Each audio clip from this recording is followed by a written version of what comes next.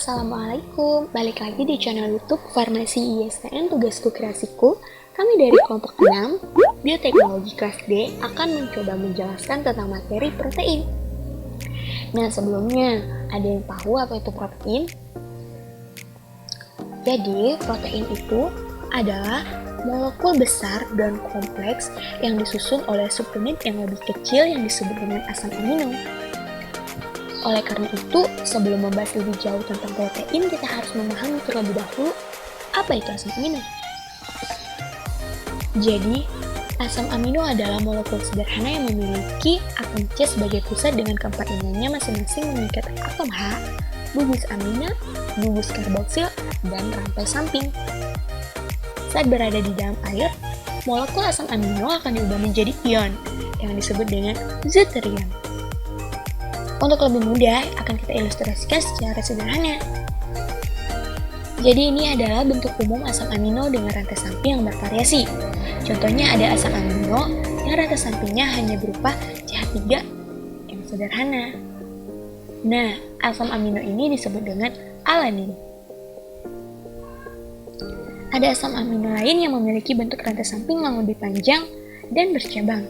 Contohnya adalah seperti ini, yang disebut dengan asam amino leusin.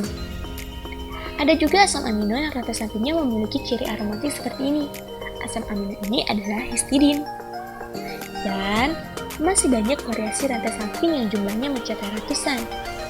Sehingga ada ratusan jenis asam amino. Namun di antara ratusan asam amino ini, hanya sebagian kecil asam amino saja yang mampu berikatan dan bergabung untuk membentuk protein. Sementara sisanya hanya mampu berdiri sendiri dan tidak berperan sebagai struktur pembentuk protein. Pada manusia dan hewan pikat gigi terdapat 20 jenis asam amino yang berperan sebagai bahan penyusun protein. Nah, kelompok ini disebut dengan asam amino protein organik. Ke-20 asam amino ini memiliki sifat yang berbeda-beda karena memiliki rantai samping yang berbeda-beda pula jenisnya.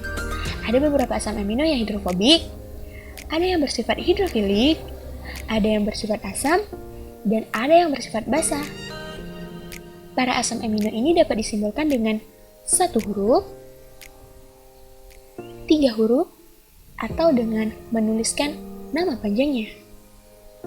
Beberapa buah asam amino ini disebut dengan rantai polipeptida, di mana harus diingat bahwa rantai polipeptida dan protein itu tersusun atas asam amino yang berbeda jenisnya karena memiliki rantai samping yang berbeda, yaitu tadi rantai samping hidrofobik dan hidrofilik.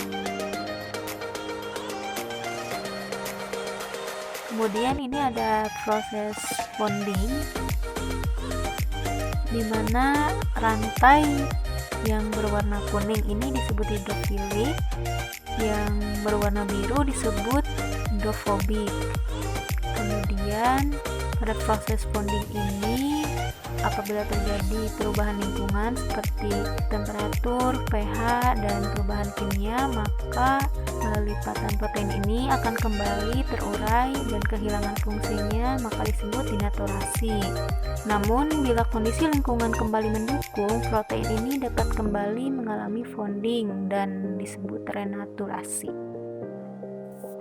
Selanjutnya yaitu tahapan-tahapan yang harus dilalui asam amino untuk menjadi protein. Hal ini biasanya disebut protein struktur level yang menunjukkan tingkat kompleksitas suatu protein.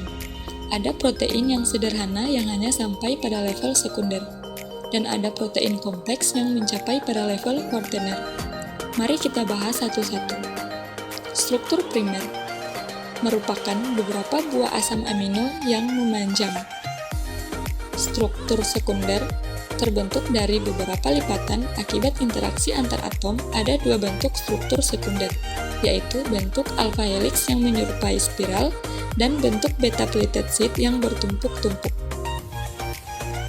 Struktur tersier merupakan gabungan beberapa struktur primer dan sekunder yang membentuk subunit protein 3 dimensi.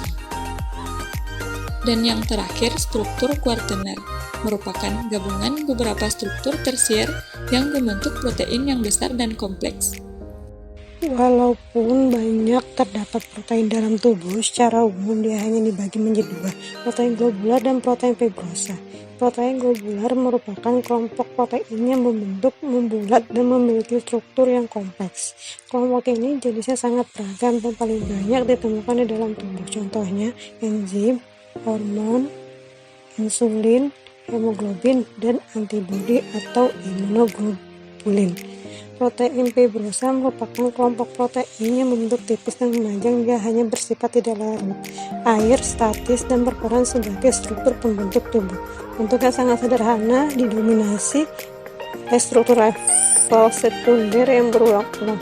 Contohnya kolagen yang hanya tersusun oleh tiga buah rantai polipeptida yang berbentuk alpha helix. Contohnya protein fibrosa yang lainnya adalah keratin yang berbentuk bulu rambut dan kuku serta protein penyusun sutra dari jaringan laba-laba.